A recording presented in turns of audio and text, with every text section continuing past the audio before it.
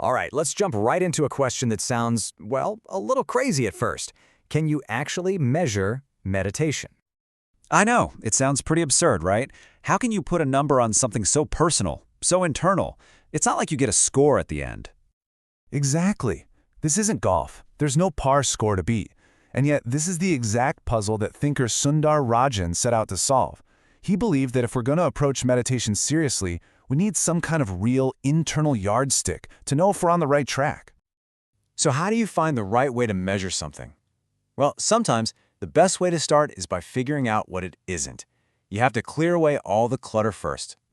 For this, we can turn to a really powerful ancient method called niti.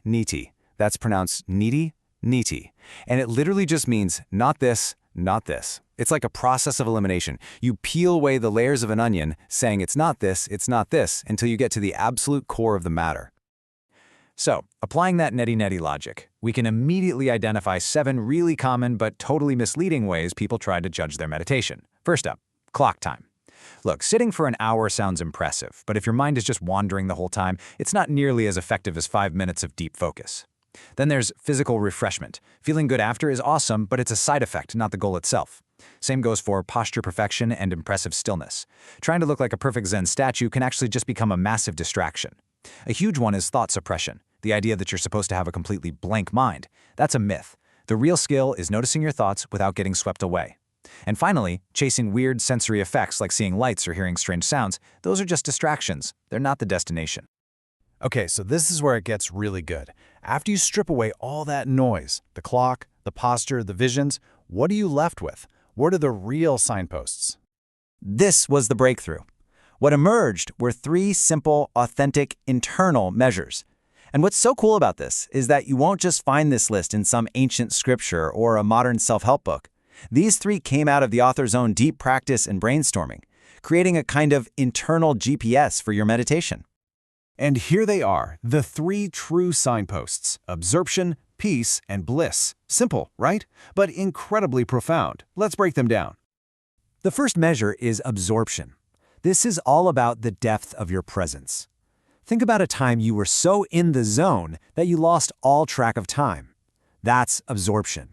It's when your focus is so complete, so one-pointed, that the line between you and whatever you're focusing on just starts to melt away.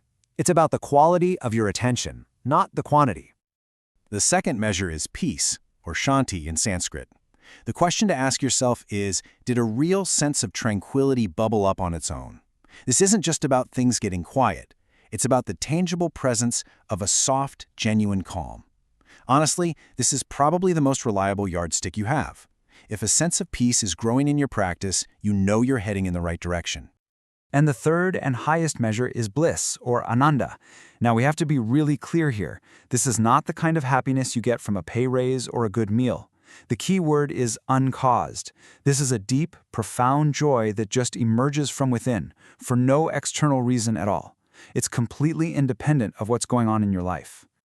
So, we have this elegant 3-part framework: absorption, peace, and bliss. But you might be thinking, okay, that's a neat theory, but how do we know it's real? Well, this is where things get truly wild.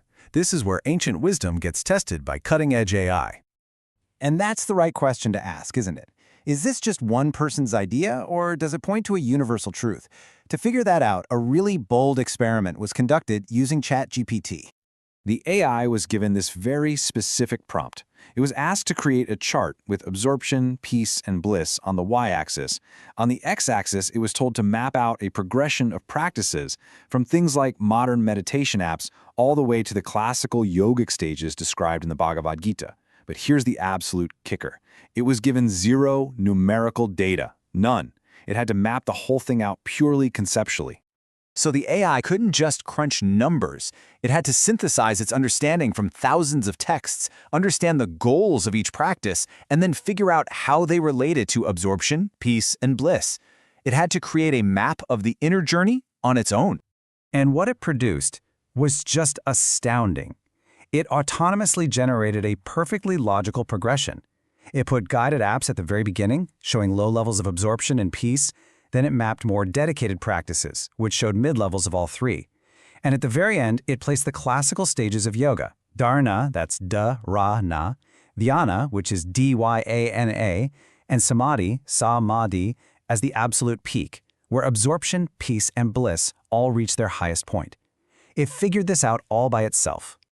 And what's incredible is that the AI's logic perfectly mirrors what's been said for thousands of years. This beautiful verse from the Bhagavad Gita describes that state of deep focus, of absorption, in almost the exact same way the AI conceptualized it. A mind that is so steady, it's like a lamp in a windless place which does not flicker. And you can see this connection across the board. Absorption is the unbroken stream of awareness from the Yoga Sutras, which modern psychologists call flow states. Peace is the supreme peace mentioned in the Gita, which modern science validates through studies on stress hormone reduction.